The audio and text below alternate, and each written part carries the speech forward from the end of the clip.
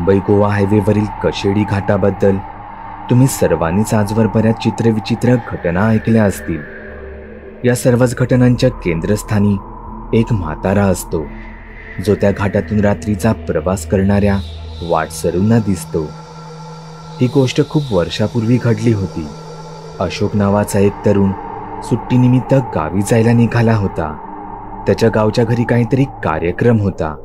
त्याची फॅमिली ही आधीच गावी पोहोचली होती, पण ऑफिस कामामुळे याला काही सुट्टी मिळत नव्हती, म्हणून तो त्या दिवशी ऑफिसमधूनच थेट गावी जायला निघाला। त्याची स्वतःची 4 चाकी असल्याने तसा प्रवासाचा काहीच प्रॉब्लेम नव्हता। त्याने गाडी सुसाट पळवली। आज ऑफिसमधून निघायला त्याला बराच उशीर झाला होता। दुपारपासून त्याने काही खाल्लंही नव्हतं। पोटात प्रचंड कावळे ओरडत होते। साधारण 11 वाजता त्याने त्याची गाडी एका हॉटेलजवळ थांबवली। अशोकला दारू आणि मटणाची खूप आवड। चिकन मटणाशिवाय त्याचा एकही दिवस जात नसे। तिथे हॉटेलवरही त्याने काहीतरी नॉनव्हेजच ऑर्डर केलं। सकाळी परत कुठे हॉटेल शोधत बसण्यापेक्षा त्याने चिकनचीच एक डिश ही सोबत पार्सल घेतली। गावात बऱ्याच ठिकाणी अशी समज आहे की रात्रीचा प्रवास करताना मांस मच्छीसारखे पदार्थ सोबत आणू नये, त्यामुळे आसपासच्या वाईट शक्ती आपल्या पाठून येतात। पण अशोक या अशा गोष्टी मानणारा नव्हता। तो त्याच्या गाडीने सुसाट चालला होता। घाई गडबडीत तो हॉटेलवर लॅट्रिनला जायचं राहून गेला। गाडी आता घाटावर आली होती। इथे अशोकचं पोट तुडुंब भरलं होतं। त्याला लवकरात लवकर गाडी रस्त्याकडेला थांबवणं भाग होतं। त्याने पाहिलं, रस्त्यावर दूरवर रहदारी दिसत नव्हती। त्याने गाडी रस्त्याकडेला लावली आणि तो एका झाडाआड मोकळा होऊ लागला। तो तिथून मागे फिरला आणि पाहतो तर काय, एक वयस्कर माणूस त्याच्या गाडीच्या पाठच्या खिडकीला वाकून त्याचं तोंड लावून उभा होता। त्याला अचानक असं तिथे पाहून अशोक तर फारच घाबरला। हा म्हातारा नेमका आला कुठून? अशोक याच रस्त्याने तर आला होता आणि त्याने जेव्हा गाडी थांबवली तेव्हा समोर दूरवर कोणीच दिसत नव्हतं। अहो आजोबा, काय हवं आहे तुम्हाला? अशोकने जरा नम्रतेनेच विचारलं। त्यांनी काहीही न बोलता त्या रस्त्याकडे बोट केलं, पण हे करत असताना त्यांची नजर मात्र गाडीत पाठच्या भागात होती। कुठे? गावी जायचं आहे का तुम्हाला? त्या आजोबांनी होकारार्थी मान डोलावली। आता विचारलं आहे तर मग परत नाही कसं बोलणार?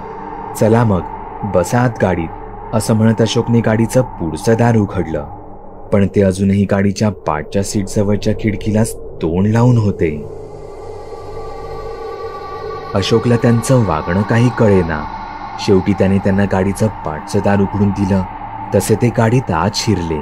अशोकही मग ड्रायव्हिंग सीटवर जाऊन बसला। त्याची नजर सहज गाडीच्या फ्रंट मिररवर गेली।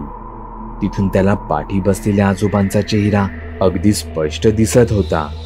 कोणाच्या तरी मैताचं दुःख असल्यासारखा त्यांचा चेहरा पडलेला होता। डोळेही निस्तेज वाटत होते। एकूणच ते फार भयानक आणि गूढ होतं। असं वाटत होतं तो म्हातारा मध्येच पाठवून त्याच्यावर झडप घालेल, त्याचा गळा आवळेल। त्याने त्यांना गाडीत का बसवलं होतं हेच अशोकला कळेना। अशोकची नजर काही काळासाठी समोर रस्त्याकडे वळली, तसं त्याला गाडीत पाठच्या भागातून चित्रविचित्र आवाज ऐकू येऊ लागले। अशोकने आरशात पाहिलं आणि त्याची बोबडीच वळाली। पाठी बसलेल्या म्हाताऱ्याचं संपूर्ण रूपच पालटून गेलं होतं। त्याचा संपूर्ण चेहरा हा कुजला होता। डोळे पांढरे पडले होते आणि तो अशोकने घेतलेलं नॉनव्हेजचं पार्सल फोडून अधाशासारखा खात बसला होता। त्याच्या तोंडून खाली टपकणारी ती काळी लाळ अंगावर शहारे आणून गेली। अशोकने लगेचच त्याची गाडी रस्त्याकडेला लावली। तो गाडीतून कसाबसा बाहेर पडला। तो तिथून पळणार तोच त्या म्हाताऱ्याचा हात एखाद्या वेलीप्रमाणे लांब झाला। तो हात खिडकीतून बाहेर आला आणि त्याने पाठून अशोकचं शर्टच पकडलं। अशोक घाबरून जोरजोरात मदतीसाठी लोकांना हाका मारू लागला। खरं तर संकटाच्या अशा वेळी मदत मिळणं कठीणच असतं, पण अशोकचं नशीब समोरून एक बाईक स्वारी येत होता। अशोकला असं ओरडताना पाहून त्याने त्याची बाईक रस्त्याकडेला थांबवली. तो धावत अशोककडे आला. वाचवा, मला वाचवा, नाहीतर तो म्हातारा मला मारून टाकेल. अशोक घामाघूम झाला होता. तो जीवाच्या आकांताने मदतीसाठी ओरडत होता. अहो, काय झालं तुम्हाला? शांत व्हा. आणि कोण म्हातारा? इथे असं कोणीच तर दिसत नाही. कोणीच नाही? अशोकने पाठी वळून पाहिलं तर पाठी तर कोणीच नव्हतं. त्याचं शर्ट दरवाजाच्या हँडलला अडकलं होतं, पण हा त्याचा कोणताच भास नव्हता. तो म्हातारा इथेच पाठच्या सीटवर बसला होता. अशोक त्या बाईक स्वाराला समजावू पाहत होता.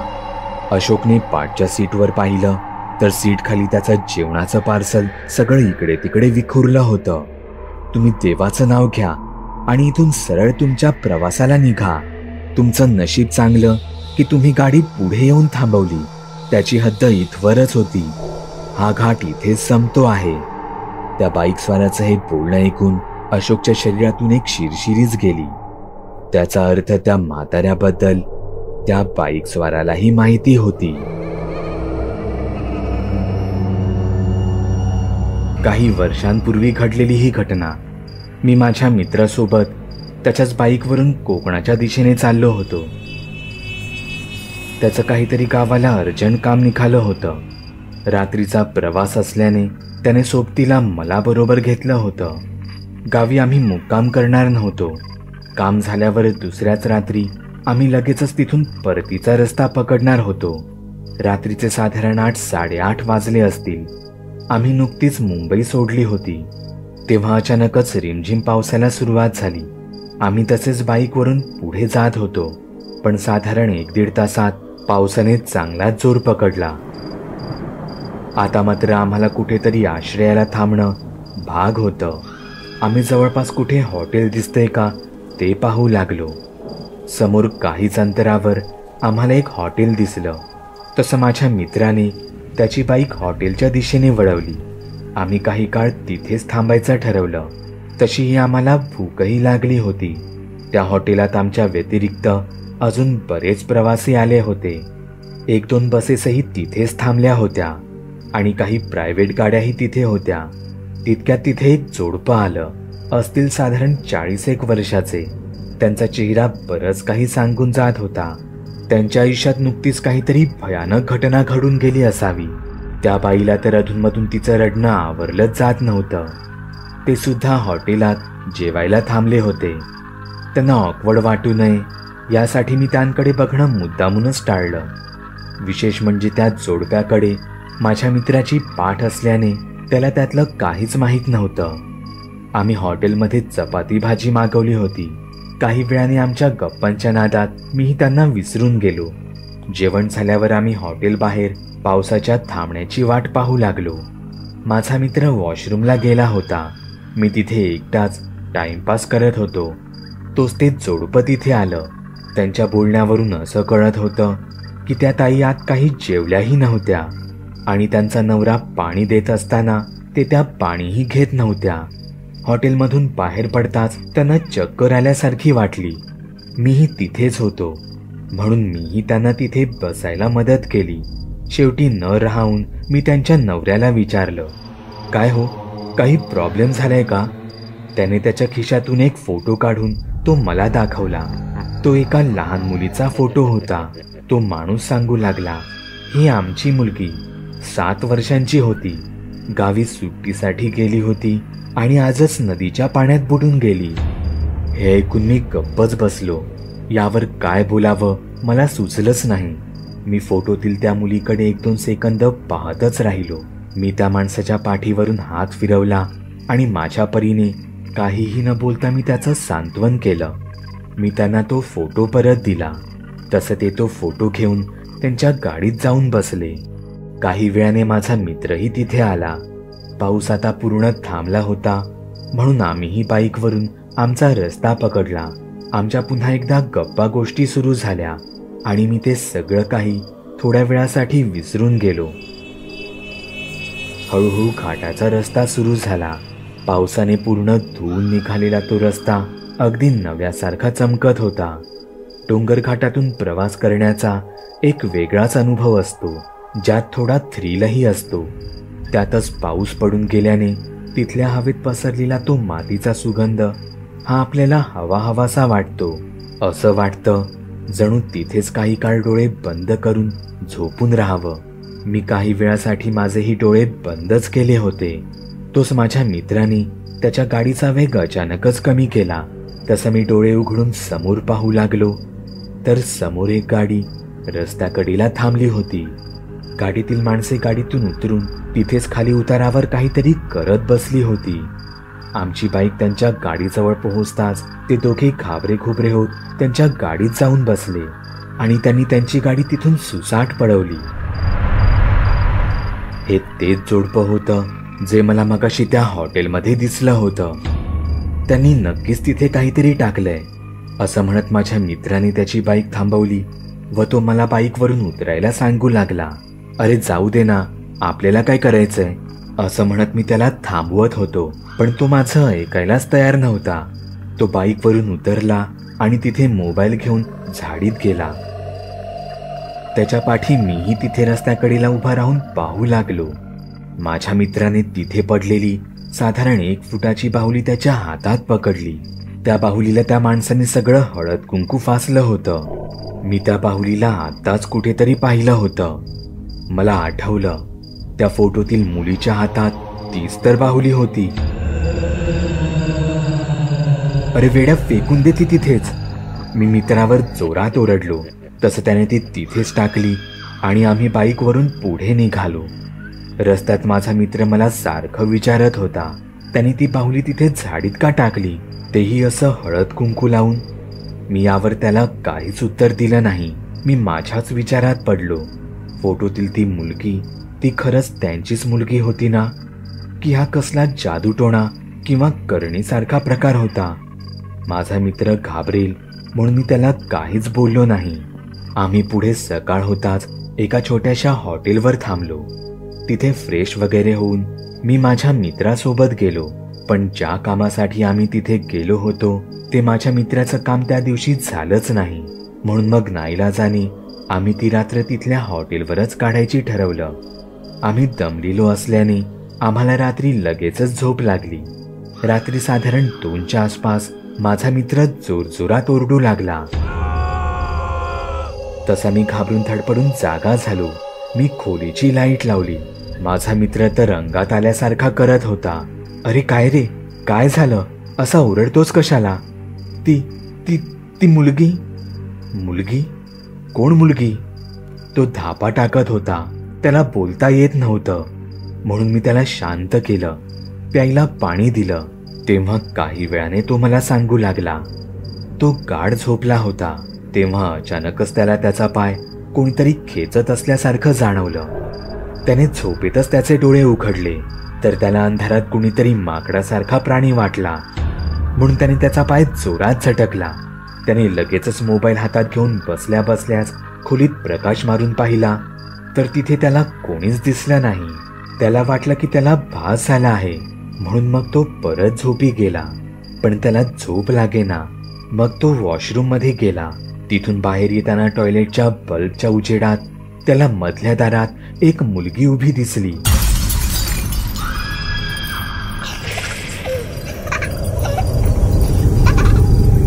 अतिशय भयानक दिसत होती ती. मी त्याला तिचं वर्णन विचारलं तेव्हा तो सांगू लागला की ती पांढऱ्या फ्रॉकवर होती. तिचे केस 2 बाजूला बांधले होते आणि तिच्या हातात तीच बाहुली होती जी त्यांना घाटात मिळाली होती. मित्राचं हे बोलणं ऐकून माझी तर झोपच उडाली, कारण त्याने सांगितलेलं त्या मुलीचं वर्णन हे त्या फोटोतील मुलीसारखंच अगदी मिळतं जुळतं होतं. एक वेळ असं मानलं की त्याने जे काही पाहिलं तो त्याचा भास किंवा त्याला पडलेलं स्वप्न असावं. पण आश्चर्याची गोष्ट म्हणजे माझ्या मित्राला तर त्या मुलीबद्दल काहीच माहीत नव्हतं. नाही त्याने तिचा फोटो पाहिला होता.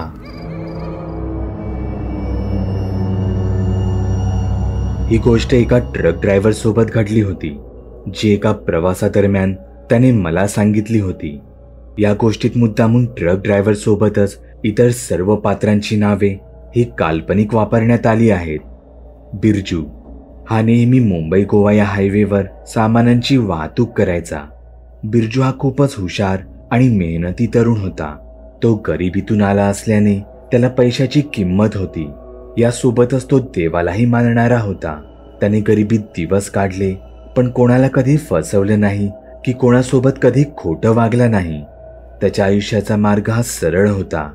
कोणाला कधी गंडवायचं नाही आणि देवाच्या आशीर्वादाने मेहनत करून सरळ मार्गी जात राहायचं. त्याचा हाच स्वभाव बिरजूच्या मालकाला म्हणजेच विजेंद्रला आवडत होता. विजेंद्रचा ट्रान्सपोर्टचा व्यवसाय होता. त्याचे जवळपास 5-6 मालवाहक ट्रक होते. त्यावर तशी माणसेही नेमली होती. पण बिरजू हा विजेंद्रचा सर्वात जवळचा बनला होता. काहीच महिन्यात त्याने ही प्रगती केली होती. बिरजू विजेंद्र सांगेल तिथे, सांगेल तेव्हा त्याचा ट्रक घेऊन जायला तयार असायचा. तो कधी कधी वेळ वाचवण्यासाठी घरी न जाता ट्रकमध्येच आराम करत असे. पण जिथे प्रगती असते तिथे जळणारी माणसंही आपोआपच जळवांसारखी चिकटायला लागतात. तिथे काम करणाऱ्या इतर कामगारांना बिरजूची इतक्या कमी वेळेत झालेली प्रगती ही सहन होत नव्हती. मालकाचं बिरजूशी असलेलं नातं त्यांना बघवत नव्हतं. पण त्यामागची बिरजूची मेहनत, त्याच्या कामाविषयीची निष्ठा ही त्यांना कधीच कळली नव्हती. विजेंद्रच्या हाती काम करणारा काशी हा बिरजूवर जळणाऱ्यांच्या यादीत सर्वात वर होता. काशी बऱ्याचदा मालकासमोर पैशासाठी अडून बसत असे. तो इतरांनाही त्यांच्या किमतीवर अडून राहायला सांगे. पण बिरजूचं तसं नव्हतं. परिणामी काशीने अडवून दाखवताच त्याचा मालक आता 30 कामे काशीकडून काढून बिरजूला देत होता. त्यामुळे काशीच्या मनात बिरजूविषयी प्रचंड राग निर्माण झाला होता. काशीचा मावसा हा देवदेवस्की, तंत्रमंत्र यात जुना जाणता होता. असं म्हणतात, ही भयानक कला काही मोजक्या जुन्या लोकांपर्यंतच मर्यादित राहिली आहे. काशीचा मावसाही त्यांतीलच एक होता. नवरात्रीच्या दिवसांत काशीने बोलता बोलता त्याच्या मावशाकडे बिरजूचा विषय काढला. मग काय, देवदेवस्की आणि करणीसाठी यापेक्षा चांगला दिवस तो कोणता? असं म्हणतात, या वाईट शक्तींना जाग करण्यासाठी हा एक उत्तम काळ मानला जातो. या काळात केलेले काळे प्रयोग हे प्रभावी ठरतात. काशीच्या मावशाने काशीकडे बिरजूच्या काही गोष्टी मागितल्या, जसं की बिरजूच्या अंगावरील एखाद्या कपड्याचा तुकडा आणि त्याचा केस. काशीसाठी हे काही अवघड नव्हतं. बिरजू झोपलेला असताना त्याने त्याच्या शर्टाचा एक तुकडा आणि त्याच्या कंगव्याला अडकलेले 1-2 केस हे सगळे एकाच रात्रीत मिळवलं. ही दसऱ्याच्या 1 दिवस आधीची रात्र होती. विजेंद्रने बिरजूकडे एक सर्वात मोठी आणि महत्वाची जबाबदारी सोपवली होती. दसऱ्यानिमित्त काही महत्वाच्या गोष्टी त्याला रातोरात मुंबईला आणायच्या होत्या. याच गोष्टीचा काशीने फायदा घ्यायचं ठरवलं. तसा काशीचा मावसा तिथे त्याच्या कामाला लागला होता. इथे बिरजू संध्याकाळचाच मुंबईला यायला निघाला. खरं तर बिरजूचा सहचालक म्हणून ट्रकवर आज बिरजू सोबत काशी होता. पण काशीने आयत्या वेळी बिरजूला काहीतरी कारण सांगून नकार दिला. त्यामुळे बिरजू एकटाच निघाला. त्याचा ट्रक फार वेगात चालला होता. तो मोठमोठ्या वाहनांनाही ओव्हरटेक करून पुढे जात होता. हळूहळू रात्र होऊ लागली. तसा खेळ सुरू होऊ लागला. मोठा प्रवास होता. बराच वेळ पोटात काही अन्न नव्हतं, म्हणून बिरजू एका धाब्यावर थांबला. तिथे त्याने उभ्या उभ्याच काहीतरी खाल्लं आणि सोबत पार्सल घेऊन तो त्याच्या ट्रकमध्ये बसला. तिथून त्याला आता घाट रस्ता लागला होता. वळणावळणाचा तो रस्ता आतापर्यंत अनेक अपघातांना कारणीभूत होता. बिरजू घाट रस्त्यावर येताच त्याला काहीतरी विचित्र वाटू लागलं. त्याच्या पोटात अतिशय मळमळू लागलं. डोळ्यावर डबल दिसू लागलं. त्यातच समोर एक मोठं वळण होतं. तिथून येणाऱ्या एका जड वाहनाच्या हेडलाईटचा उजेड बिरजूच्या डोळ्यावर पडला. त्याला आयुष्यात पहिल्यांदाच गाडी चालवत असताना पुढे काय करावं हेच कळेनासं झालं. तो पूर्ण ब्लँक झाला होता. त्याची एक चूक त्याला मृत्यूच्या दारात घेऊन गेली असती, पण त्याने वेळीच त्याच्या ट्रकचा ब्रेक दाबला. बिरजू गाडीतून लगेचच खाली उतरला. त्याने पाहिलं तर त्याचा ट्रक रस्त्यावरून जवळपास खालीच उतरला होता. बिरजू त्या रात्री थोडक्यात वाचला होता, पण बिरजूवरचं संकट अजून टळलं नव्हतं. बिरजूला फार मळमळू लागलं. तो तिथल्याच एका झाडाच्या आड उलट्या करू लागला. बिरजूला आता थोडं बरं वाटू लागलं होतं. त्याला वाटलं कदाचित प्रवासाआधी धाब्यावर खाल्लेल्या पदार्थामुळे हे उलट्या आणि चक्कर येत होती असेल. पण खरं तर तो धाबा त्याच्या नेहमीच्या प्रवासातला होता. त्याने याआधी तिथे अनेकदा खाल्लं होतं, पण असा त्रास त्याला याआधी कधीच झाला नव्हता. उलट्या करून बिरजूला आता थोडं बरं वाटू लागलं होतं. तसा तो ट्रक जवळ आला. या सगळ्या ट्रक कुठे घासला गेला तर नाही ना, ट्रकचे टायर वगैरे ते सगळं नीट आहे ना, हे पाहण्यासाठी बिरजू ट्रक भोवती एक चक्कर मारू लागला. त्याला तिथे जे दिसलं त्याने त्याच्या पायाखालची जमीनच सरकली. त्याच्या ट्रकला लटकवलेल्या लिंबू मिरचीतील लिंबूतून अक्षरशः लालसर रंगाचं घट्ट पाणी टपकत होतं. ते रक्तासारखंच दिसत होतं. बिरजूने याआधी मुंबई गोवा हायवेवरील, खास करून त्या घाट रस्त्यावरील भुताटकीच्या अनेक गोष्टी ऐकल्या होत्या. त्याला हा तसाच काहीसा प्रकार वाटला. त्याने ते लिंबू मिरची काढून झाडीत फेकून दिलं आणि तो ट्रकमध्ये जाऊन बसला. तो संपूर्ण घाट रस्ता त्याची गाडी नीट जपून चालवत होता. कसा तरी तो घाट रस्ता त्याने पार केला. तसा त्याच्या जीवात जीव आला. आपल्यावरचं संकट टळलं असं समजून त्याने एका ठिकाणी त्याची गाडी थांबवली. त्याला प्रचंड भूक लागली होती, म्हणून त्याने धाब्यावरून सोबत आणलेलं बटाटा वड्याचं पार्सल बाहेर काढलं. पुढे उघडताच त्याला त्यात बटाट्या वड्यासोबतच सुकलेल्या लाल मिरच्या आणि कुंकू टाकलेलं दिसलं. त्याने ती पुडी तशीच रस्त्याकडेला फेकून दिली. हे काहीतरी वेगळं होतं, जो बिरजू आयुष्यात पहिल्यांदा अनुभवत होता. त्यामुळे हे त्याला तेव्हा कळू शकलं नाही की हा करणीचा प्रकार होता की अजून काही. पण या प्रकारामुळे अत्यंत घाबरलेला बिरजू वाटेत दिसेल त्या सर्व छोट्या मोठ्या हनुमानाच्या मंदिरात जाऊन देवाचे आशीर्वाद घेऊ लागला. तो दसऱ्याच्या पहाटे पहाटेच मुंबईत वेळेवर येऊन पोहोचला. त्याला तर त्याच्यासोबत नेमकं काय घडत होतं याची कल्पनाच नव्हती. या गोष्टीला 2 महिने होऊन गेले. 2 महिन्यांनी एकदा काशी स्वतः बिरजूकडे आला. तो अचानक बिरजूची माफी मागू लागला. त्याने 2 महिन्यापूर्वी बिरजूच्या विरोधात जे काही केलं होतं त्याची न विचारताच त्यापुढे कबुली देऊ लागला. बिरजूला कळेना त्याचा इतका रागराग करणारा काशी हे सगळं अचानक कबूल का करत होता. त्यानंतर बिरजूला कळलं की हे सगळं घडवून आणणारा काशीचा मावसा हा त्या घटनेच्या दुसऱ्याच दिवशी म्हणजे बरोबर दसऱ्यालाच एका ट्रकच्या धडकेत जबर जखमी झाला होता.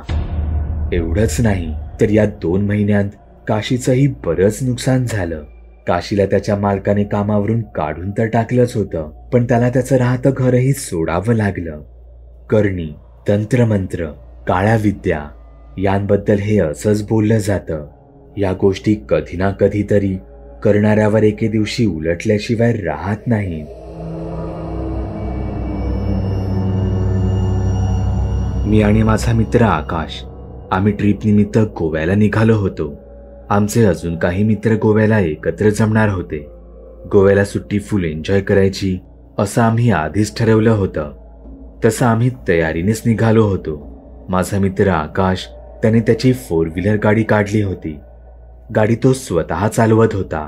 मी त्याच्या शेजारी बसलो होतो. सकाळी वेळेत गोव्याला पोहोचता यावं यासाठी आम्ही रात्रीचेच मुंबईहून निघालो होतो.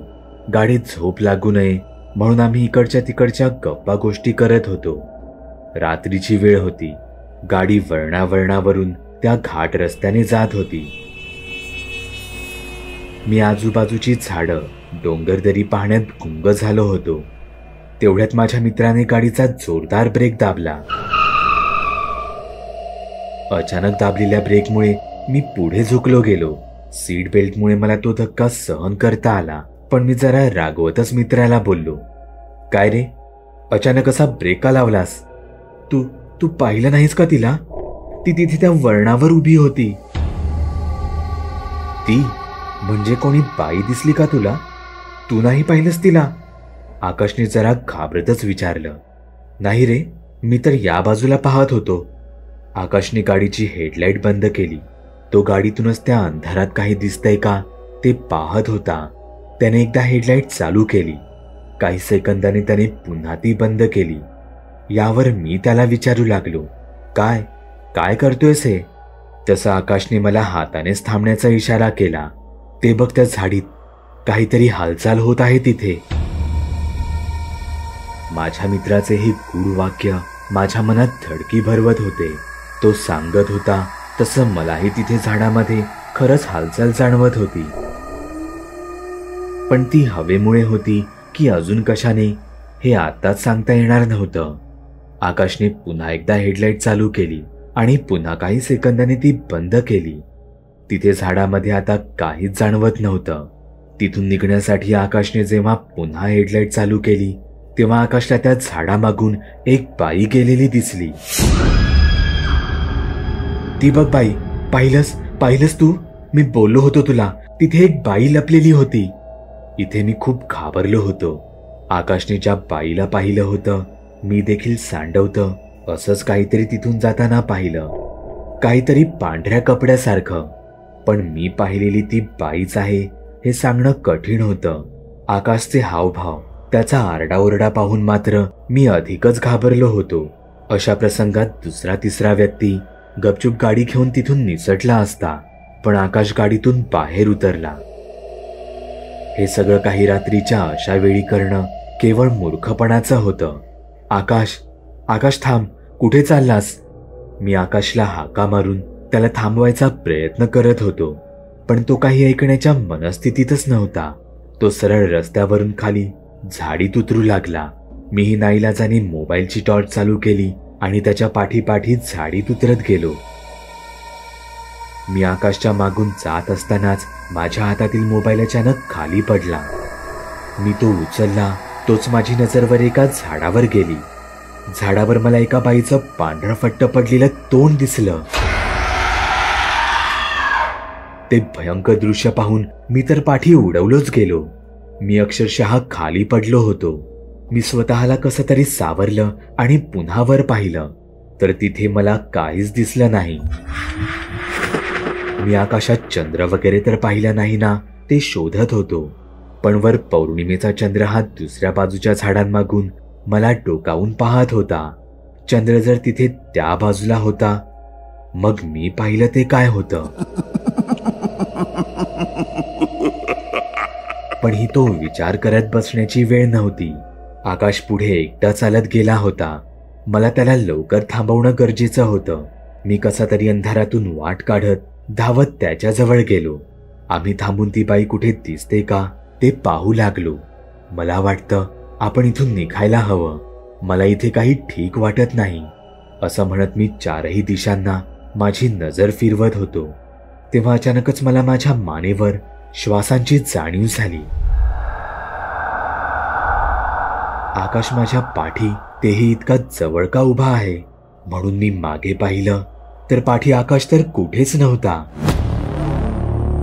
तो अक्षरशः माझ्या नजरेसमोर गायब झाला होता. हे नेमकं काय घडत होतं? हे कसं शक्य होतं? हे एखादं भयानक स्वप्न तर नाही ना?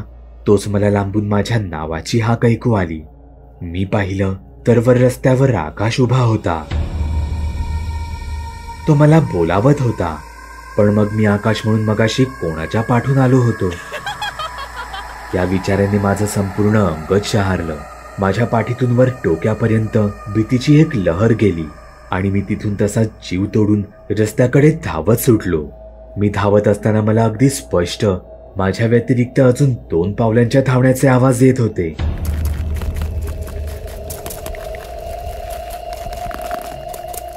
असं वाटत होतं जणू कोणीतरी माझ्या पाठून धावत माझ्या खूप जवळ येऊन पोहोचलं आहे आणि कोणत्याही क्षणी ते माझ्यावर झडप घालेल. मी कसं तरी धावत पळत रस्त्यावर आलो. आकाश माझ्या वागण्याने आश्चर्यचकित झाला होता आणि मी त्याला तिथे उभं राहिलेलं पाहून, अरे तू इथे कसा काय? तू तर खाली उतरला होतास ना? मी आकाशला विचारलं. उलट हा प्रश्न मी तुला विचारायला हवा. तू तिथे झाडीत का गेलास? तू गाडीतून उतरल्यापासून मी तुला हाका मारून हेच सांगण्याचा प्रयत्न करतोय की तिथे कोणीतरी आहे, आपण तिथे नको जायला, पण तू तर ऐकायलाच तयार नाहीस. तू सरळ चालतच राहिलास. आकाशचं हे बोलणं ऐकून मी अवाक झालो. यावर काय बोलावं मला काहीच कळेना. पण तिथे जास्त वेळ राहणं हे आमच्यासाठी चांगलं नव्हतं. आम्ही तिथून आमच्या गाडीजवळ आलो. पाहतो तर काय, गाडीवर प्रत्येक ठिकाणी, गाडीच्या काचा, दरवाजे सगळीकडे लाल रंगाने एकच गोष्ट लिहिली होती, मुझे बचाओ. ही संपूर्ण घटना फारच भयानक होती. आम्ही काहीही न बोलता सरळ गाडीत बसलो आणि गाडी वेगात पळवू लागलो. तो संपूर्ण प्रवास आम्ही मोबाईलवर देवाची गाणी लावून होतो. एकदाचा तो घाट रस्ता संपला आणि आमच्या जीवात जीव आला.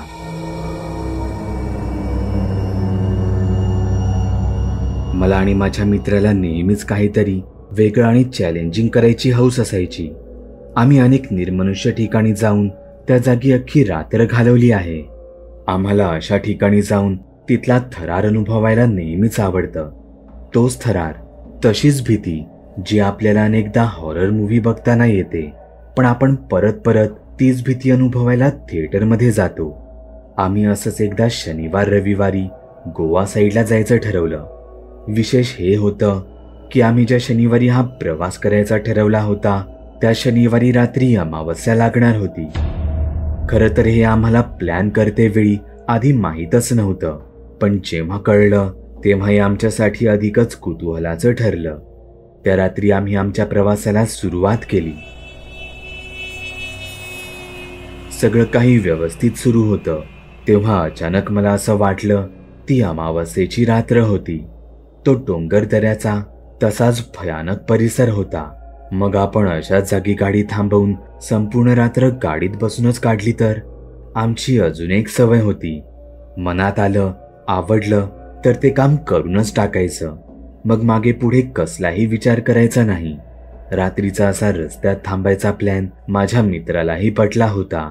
तसं आम्ही गाडी पार्क करण्यासाठी एक सुमसाम जागा शोधू लागलो. आम्ही ज्या मार्गावर होतो तिथे वाटेत अशा जागांची काहीच कमी नव्हती. आम्ही रस्त्याकडेला गाडी थांबवली. गाडीतून बाहेर आलो आणि वर आकाशाकडे एकदा आमची नजर वळवली. अमावस्येची रात्र, तो थरार वर आभाळाकडे पाहूनच जाणवत होता.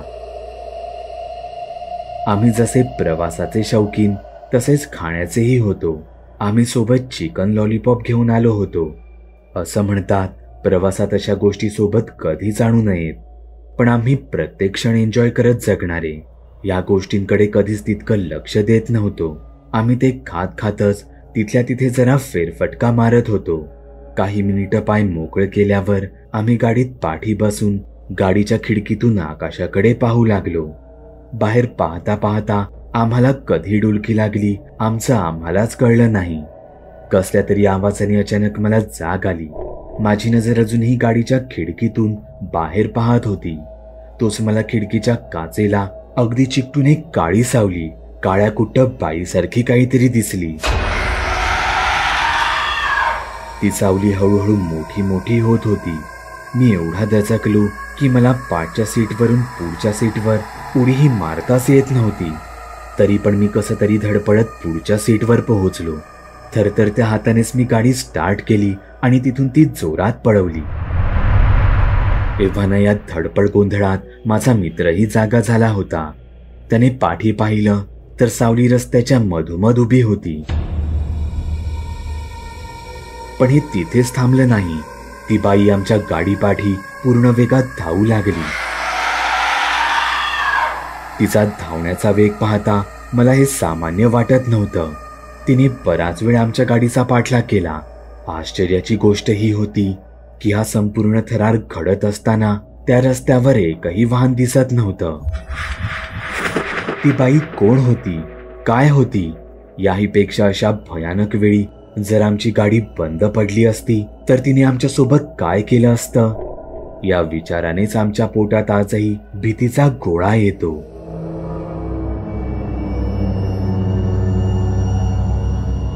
मी एका प्रायव्हेट कंपनीमध्ये ट्रक ड्रायव्हर म्हणून काम करतो. आमचं काम हे शिफ्ट प्रमाणे चालतं. एकदा मी नेहमीप्रमाणे सामान घेऊन मुंबईकडे चाललो होतो. वाटेत मी आपल्या चॅनलचेच हॉरर व्हिडिओ ऐकत होतो. त्यामुळे हा लांबचा माझा प्रवास भूतांचे किस्से ऐकत ऐकतच अगदी छोटा झाला होता.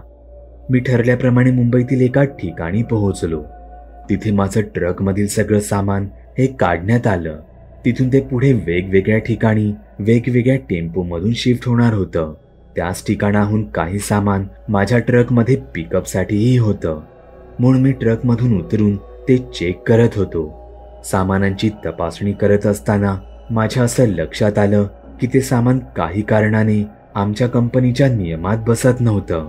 म्हणजे तिथलं सामान तपासल्यावर क्वांटिटी आणि वेट चेकिंगमध्ये काहीतरी इश्यू होत होता. म्हणून बराच वेळ सगळीकडे आमची फोनाफोनी चालू होती. शेवटी मला वरून असं सांगण्यात आलं की तिथल्या सामानाचा प्रॉब्लेम सॉल्व्ह होत नाही आहे, म्हणून त्या सामानांऐवजी तिथे असलेल्या काही रिकाम्या कंटेनरपैकी एक कंटेनर मी माझ्या सोबत घेऊन यावा. तसं मी तिथले आमचे ट्रक तपासू लागलो. त्यातील एका रिकामी ट्रकमध्ये मी जाऊन पाहिलं तर तो आतून पूर्णपणे साफ करून ठेवावा तसा पूर्ण रिकामी होता. मी मग त्या ट्रकची सगळी चाकं वगैरे चेक करू लागलो.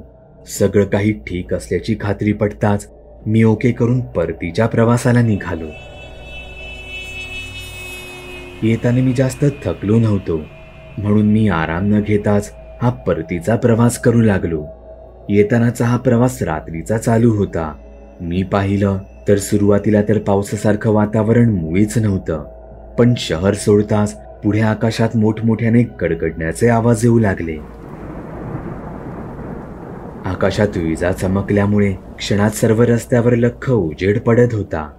बघायला हे सगळं फार छान वाटत होतं, पण अशा वातावरणात गाडी चालवायला मनात तितकीच भीतीही वाटत होती. न जाणे आकाशात इथे तिथे चमकणारी वीज कधी चुकून आपल्या ट्रकवर पडायची. माझा प्रवास सुरू असतानाच मला रस्त्यात एक काम करणारा कामगार दिसला. म्हणजे त्याने प्रॉपर ते भडक रंगाचं जॅकेट घातलं होतं. डोक्यावर तशाच भडक रंगाची टोपी होती आणि तो माझ्या ट्रकला हात करत होता. मी पाहिलं तर तो असा काही हात करत होता जसं की तो मला ओळखतच असावा. मी विचार केला, येताना तर इथे रस्त्यावर कुठेच काही बांधकाम चालू नव्हतं. इव्हन आताही मला कुठे असं दिसलं नव्हतं. मग हा माणूस एकटा इथे काय करत असावा? म्हणून मग मी साईड मिरर मधून पाठी पाहण्याचा प्रयत्न केला, तर तो मला कुठे दिसेनासा झाला. मी देखील तो मग विषय सोडून दिला आणि मी गाडीत बसून हॉरर व्हिडिओ ऐकू लागलो. मी ते ऐकत असतानाच मला कसला तरी धडधड धडधड असा आवाज आला. तो आवाज मला ट्रकमध्ये पाठच्या भागातून आला होता, म्हणून मी गाडीतील ऑडिओ काही वेळासाठी थोडा कमी करून पाहिला. कदाचित ट्रकच्या चाकाखाली काही आलं असावं असं समजून मी पुन्हा ते व्हिडिओ ऐकू लागलो. काही सेकंदांनी मला पुन्हा एकदा तसाच आवाज आला. पण यावेळी मला जे वाटलं ते फार भयानक होतं. असं वाटत होतं माझ्या ट्रकमध्ये पाठच्या भागात एखादा माणूस अडकला आहे आणि तो तिथून बाहेर पडण्यासाठी ट्रकवर पाठीत जोरजोरात हात मारत आहे. यावेळी मी गाडीतील व्हिडिओ पूर्णपणे पॉज करून ठेवले आणि तो येणारा आवाज कान देऊन नीट ऐकू लागलो. तसा तो आवाज मला पुन्हा एकदा ऐकू आला. पाठून खरंच कोणीतरी जोरजोरात हात मारत होतं, म्हणून मी लगेचच ट्रक साईडला लावला आणि तो आतून चेक करू लागलो. तेवढ्यातच माझ्या समोरच रस्त्याकडेचं एक मोठं झाड कडकड आवाज करत समोर रस्त्यावर येऊन कोसळलं. ते पाहून मी इतका घाबरलो, मी मनातल्या मनात त्या अज्ञात शक्तीचे आभार मानू लागलो. तो रस्त्यावरचा कामगार, जी कदाचित एखादी आत्मा किंवा भूत होतं, जे हात करून मला गाडी काही काळ थांबवण्याचा इशारा करत होतं. आणि आता गाडीतून येणारा तो आवाज, ज्यामुळे मला तो ट्रक थांबवावाच लागला होता. आजवर या रस्त्यावर अनेकांना भूतांचे वाईट आणि भयानक अनुभव आले होते, पण मला आलेला तो अनुभव मला हेच सांगून गेला की सगळ्याच अमानवी शक्ती या वाईट मुळीच नसतात. मी एकदा कामानिमित्त बाईकने रात्रीचा प्रवास करत होतो. रात्र खूप झाली होती, त्यात थंडीचे दिवस होते, त्यामुळे रात्रीचा तो गार वारा अंगाला झोंबत होता. हात बर्फासारखे गार पडले होते. मी एका छोट्याशा हॉटेलात कॉफी घेतली आणि पुढे रस्त्यात कुठे खायला मिळेल म्हणून एक बिस्किटचा पुडा सोबत घेतला आणि पुन्हा माझ्या मार्गी निघालो. रात्रीची बाईक रायडिंग करायची थ्रिल काही औरच असते. त्यात आता हळूहळू डोंगराळ भाग लागला होता. मी बाईकने काही अंतर पुढे गेलो असेन तोच मला काही अंतरावर एका झाडाखाली कोणीतरी बसलेलं दिसलं. मी माझ्या बाईकचा वेग थोडा कमी केला. जवळ गेल्यावर मला तिथे एक बाई बसलेली दिसली. मळके कपडे, विस्कटलेले जटा धरलेले केस, ही अशी इथे, तेही या वेळेला काय करत असावी? मी माझी बाईक तिच्या जवळ जाऊन थांबवली. माझ्याकडचा बिस्किटचा पुडा काढून मी तो तिला देण्यासाठी माझा हात पुढे केला, पण तिचं जणू माझ्याकडे लक्षच नसावं. मी पुन्हा एकदा तो तिच्याकडे करून म्हणालो, बाई, हा घ्या पुडा, थंडी खूप पडली आहे, खाऊन घ्या. तसं तिने तिच्या भयानक अशा गूढ नजरेने माझ्याकडे पाहिलं. तिचे डोळे पाहून तर मी घाबरलोच. ही एखादी वेडी वगैरे असली तर उगाच काहीतरी मारायची वगैरे, म्हणून मी माझा हात पाठी घेणार तोच तिने माझा हातच पकडला. तिच्या हाताची पकड अपेक्षेपेक्षा तरी फारच घट्ट वाटत होती. माझा मुलगा कुठे आहे? तिचं हे वाक्य ऐकून मला पटलं होतं की ही एक मनोरुग्णच असावी. आता इथून लवकरात लवकर निघालेलंच बरं, असं म्हणत मी माझा हात तिच्या हातातून सोडवायचा पूर्ण प्रयत्न करत होतो. तशी ती पुन्हा म्हणाली, माझा मुलगा कुठे आहे? कुठे आहे माझा मुलगा? आता तर तिने तिच्या दोन्ही हातांनी माझा हात घट्ट पकडला होता. तिची पकड इतकी मजबूत होती की त्या हातात पकडलेला बिस्किटचा पुडा देखील हा माझ्या हातून खाली पडला. कोण मुलगा? मी नाही ओळखत तुमच्या मुलाला, मी तिला सांगायचा प्रयत्न करत होतो, पण ती हे ऐकण्याच्या मनस्थितीतच नव्हती. ती माझ्या अंगावर येऊ लागली. तिच्या बोटांची नखं आता माझ्या मनगटाला, हाताला टोचत होती. मी होता नव्हता सगळा जोर एकदाच लावला आणि तिला माझ्यापासून लांब ढकललं. तशी ती खाली जमिनीवर पडली.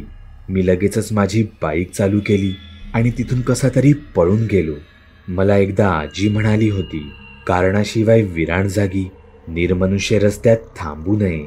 तशी ती बाई उठून बसली आणि माझ्या बाईक पाठी अचानक धावू लागली. माझ्या अंगातून भीतीची एक लहरच गेली. क्षणभर तर असंच वाटलं की ही बाई धावत येऊन माझ्या बाईक पर्यंत पोहोचते की काय. पण मी स्वतःला कसं बसं तिच्या तावडीतून सोडवलं होतं. नशीब या सगळ्यात माझी बाईक कुठे स्लिप वगैरे झाली नाही. मी बराच पुढे निघून आलो होतो, पण माझ्या छातीतील धडधड ती अजूनही तशीच सुरू होती. मला कुठेतरी काही वेळासाठी थांबावंच लागणार होतं.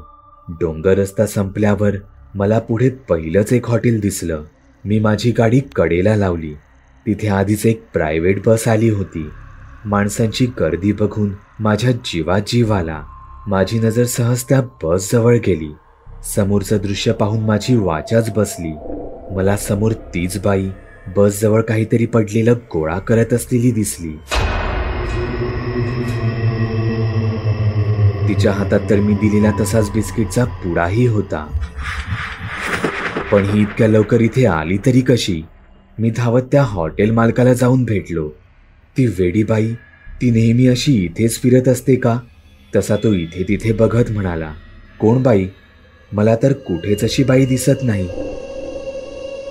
मी पाठी पाहिलं तर ती बस जवळ कुठेच दिसत नव्हती. मी संपूर्ण बस भोवती एक फेरी मारली. ती तिथे कुठेच नव्हती. आता तर मलाच वेड लागायचं बाकी होतं. तो हॉटेल मालक लांबून माझ्याकडे मलाच वेड लागले की काय या नजरेने पाहत होता. त्या रात्री मला जे काही दिसलं, मी जे काही अनुभवलं, ते नेमकं काय होतं हे मला आजही कळू शकलं नाही. मला काही कामानिमित्त तातडीने गावी जावं लागणार होतं. त्यामुळे मी माझ्या मित्राला सांगून त्याची गाडी घेऊन संध्याकाळीच गावच्या दिशेने निघालो. आधीच उशीर झाल्याने मी रात्रीचं जास्त कुठे थांबत बसलो नाही. आता हळूहळू शहराचा रस्ता संपून घाट रस्ता चालू झाला. अचानक रस्त्यावरची वर्दळही कमी झाली. समोर दूरवर एक ट्रक आणि बस दिसत होती आणि पाठीही फार दूरवर कोण्या वाहनाची हेडलाईट चमकत होती. बाजूच्या मार्गाने 2-3 मिनिटात एखादं वाहन गाडीला एकदम चिकटून जात होतं. घाट रस्त्यावरचा थरार हा काही औरच असतो. कितीही मुरलेला ड्रायव्हर असला तरी त्याला अशा घाट रस्त्यांची थोडीफार भीतीही वाटतच असते. त्यात मला काही असा लांबच्या पल्ल्याचा स्वतः ड्राईव्ह करून जाण्याचा अनुभव कधीच नव्हता. म्हणून मी आपल्या रस्त्यावरील वेगाची मर्यादा पाळूनच गाडी चालवत होतो. गाडी चालवत असताना त्या घाटात अचानकच माझी गाडी बंद पडली. गाडीला नेमकं काय झालं होतं काहीच कळेना, पण 2-3 मिनिटांनी गाडी पुन्हा सुरू झाली. तसे मी देवाचे आभारच मानले. रात्रीच्या त्या गडद अंधारात जिथे तुरळक वाहनं जात होती अशा ठिकाणी गाडीचं अचानक बंद पडणं फुकटची काळजी देऊन जात होतं. पण मला पुन्हा एकदा माझं लक्ष रस्त्यावर केंद्रित करायचं होतं. समोरच एक भलं मोठं वळण दिसत होतं. रस्त्यावरून एकट्याने गाडी चालवण्याचा आनंद हा काहीसा औरच होता. त्यातच मोकळा रस्ता असल्याने निसर्गातील घाटांचा झाडींचा आनंदही घेता येत होता. त्या वळणावर येताच मी गाडीचा वेग जरा कमी केला. गाडी वळवत असताना माझं लक्ष सहज गाडीच्या साईड मिररकडे गेलं तर मला त्या वळणावर एक म्हातारा माणूस एका दगडावर बसलेला दिसला. मला तो अगदी स्पष्ट दिसला होता, पण गाडी वळणावरून जाताना तर समोरील रस्ता पूर्ण मोकळा होता. मग हा म्हातारा माणूस कुठून आला? मनात एक वेळ वाटलं की गाडी थांबवून आपल्या शंकेची एकदा खात्री करून घ्यावी. पण मला माझ्या आजीने सांगितलेली गोष्ट आठवली. रात्रीच्या वेळी अनोळखी जागी अनोळख्या ठिकाणी कधीही थांबू नये. आपल्याला झालेले भास ही आपल्यासाठीची एक चेतावणी समजावी आणि तिथून शक्य तितक्या लवकर निघून जावं. मी सुद्धा मग तेच केलं.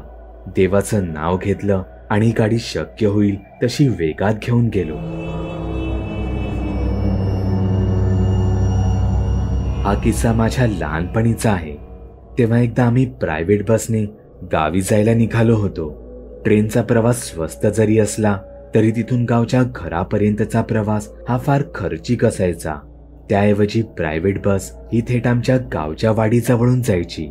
म्हणजे बसमधून उतरलो की थेट वाडीत पाय ठेवायचो. असेच आम्ही एकदा प्रायव्हेट बसने गावच्या दिशेने निघालो होतो.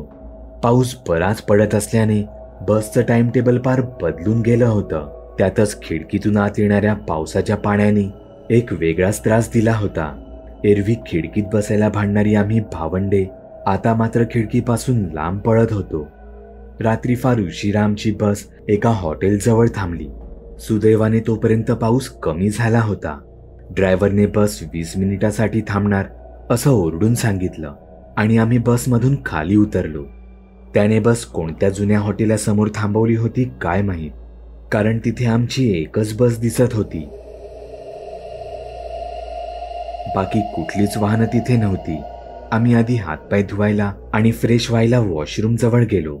मी आणि माझा मोठा भाऊ आम्ही एकत्रच होतो. पण मी हात तोंड धुवून बाहेर आलो तर हा माझ्या अगोदरच बाहेर येऊन काही अंतर लांब उभा होता. वॉशरूमच्या पाठचा संपूर्ण परिसर हा गडद अंधाराचा होता. माझा मोठा भाऊ हॉटेलाच्या दिशेने जायचं सोडून त्या अंधाऱ्या दिशेकडे जाऊ लागला. मी त्याला हाक मारली पण तो चालतच राहिला. म्हणून मग मी सुद्धा त्याच्या पाठून गेलो.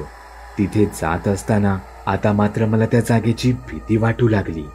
ती एकदम पडीक जागा होती आणि काही अंतरावर एक दरी होती. मला तर काहीच कळेना माझा भाऊ नेमका जातोय तरी कुठे.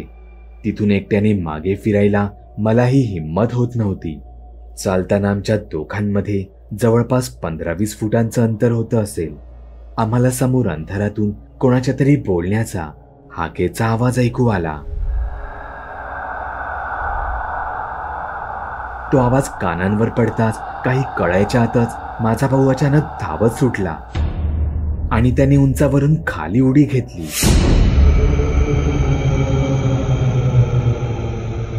हे पाहून मी इतका घाबरलो की ओरडत रडत पाठी पळत सुटलो. मला काय करू आणि काय नको काहीच कळत नव्हतं. मी आई बाबांना रडत रडतच हाका मारू लागलो. शेवटी धावत मी जेव्हा हॉटेल जवळ पोहोचलो तेव्हा तिथे मला माझे आई बाबा काही माणसांसोबत दिसले. ते सगळेच मला तिथे शोधत होते. आश्चर्याची गोष्ट म्हणजे माझा भाऊही तिथेच उभा होता. मला पाहून त्यांच्या जीवात जीव आला, पण मी अजूनही रडतच होतो. सगळे माझ्याकडे येऊन मला मी का रडत आहे हे विचारू लागले. तेव्हा मी घडला सगळा प्रकार त्यांना सांगितला. माझ्या सांगण्यावरून काही माणसं तिथे कोणी मुलगा आहे का ते शोधूनही आली, पण कोणालाच तिथे काहीच दिसलं नाही. मी लहान होतो, त्यामुळे मला एकतर भास झाला होता किंवा एखादा मुलगा खरोखरच तिथे चोरी वगैरे करायच्या उद्देशाने आला असावा, असा लोकांनी समज करून घेतला.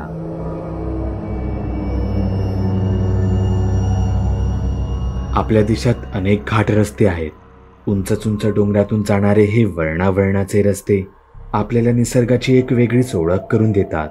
पण दिवसा सुंदर मनमोहक वाटणारं हे निसर्गाचं रूप सूर्य मावळताच भयानक होऊन जातं. रात्रीचा गडद अंधार या घाट रस्त्यांना गूढ बनवून टाकतो. आणि जर त्यातच अशा रस्त्यांवर जर भूतप्रेत यांच्या अफवा फिरत असतील तर मग अशा रस्त्यांवरचा प्रत्येक रात्रीचा प्रवास हा आपल्यासाठी थरारक बनून जातो. कशेडी घाटाबद्दलही काहीसं असंच बोललं जातं. आजवर तुम्ही तिथल्या अनेक गोष्टी ऐकल्या असतील. ही घटना फार वर्षापूर्वी घडली होती. एक तरुण एके रात्री याच घाट रस्त्याने प्रवास करत होता. रात्रीची वेळ होती. त्याने या रस्त्याबद्दलच्या अपघातांच्या याआधी अनेक अफवा ऐकल्या होत्या. त्यामुळे तो डोळे उघडे ठेवून एकटक रस्त्याकडे पाहत गाडी चालवत होता. तो काही अंतर गेला असेल तोच त्याला रस्त्याच्या कडेला एक माणूस त्याच्या गाडीला हात करताना दिसला. क्षणभर तो तरुण विचारात पडला. हा माणूस रात्रीच्या या वेळेला इथे काय करत असावा? पण माणुसकीच्या नात्याने त्याने त्याची गाडी रस्त्याकडेला थांबवली. तसा तो मुलगा सांगू लागला, मी काही कामानिमित्त इथून जात होतो, तर माझी बाईक रस्त्यात अचानक बंद पडली. तुम्ही त्याच दिशेने जात आहात तर प्लीज मला लिफ्ट द्या.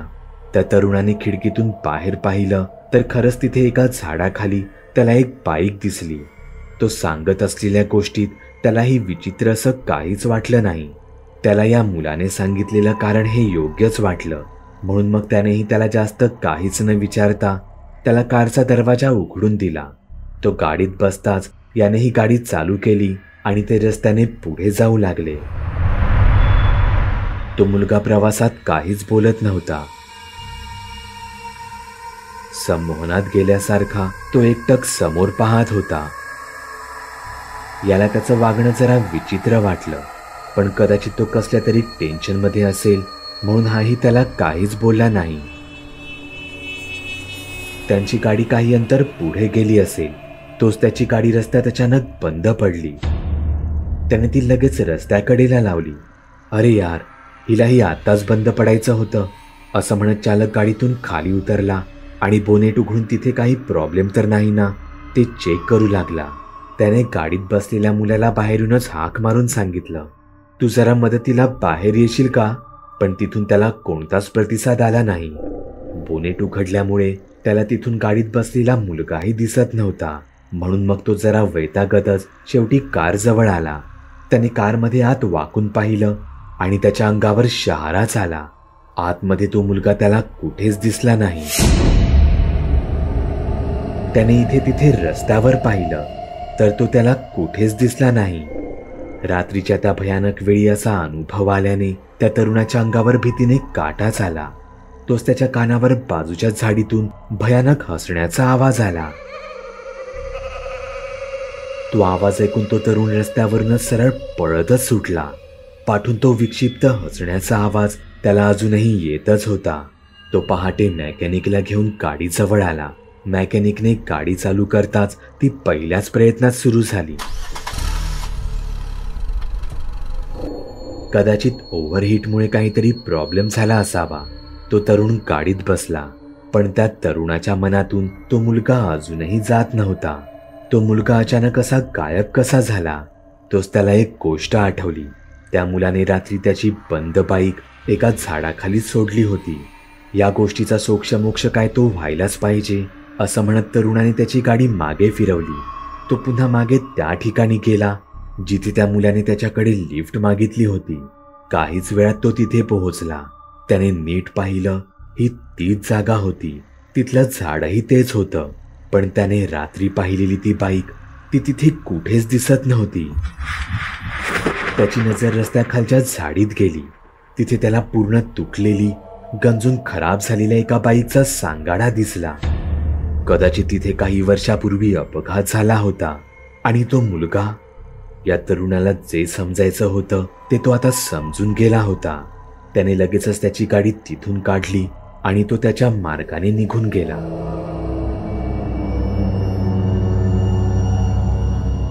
एकदा एक फॅमिली सुट्टीनिमित्त गावी जात होती. गाडीत पुढे नवरा बायको आणि पाठी त्यांची 2 मुलं बसली होती. पाठी मुलांसोबत त्यांचा एक कुत्राही होता. तेही रात्रीचाच प्रवास करत होते. घाटाला काहीच वेळात सुरुवात होणार होती. पाठी त्यांची मुलं एव्हाना झोपली होती, पण त्यांचा कुत्रा तो अचानक विचित्र आवाज काढू लागला. टॉयलेटसाठी तर काही वेळापूर्वीच त्यांनी त्यांची गाडी थांबवली होती. मग तो आता असा का गुरगुरत होता? तोच त्यांना रस्त्याकडेला एक म्हातारा दिसला. त्याच्या पाठीवर एक गाठोड्यासारखं काहीतरी होतं. तो म्हातारा दोन्ही हात हवेत हलवत त्यांना गाडी थांबवायला सांगत होता. कदाचित तो लिफ्ट मागत होता, पण तसंही गाडीत जागा नसल्याने गाडी थांबवण्याचा काहीच प्रश्न नव्हता. गाडी त्या माणसाच्या जवळून गेली तसे त्याचे ते मोठे उघडलेले डोळे त्यांना बाहेरूनच पाहू लागले.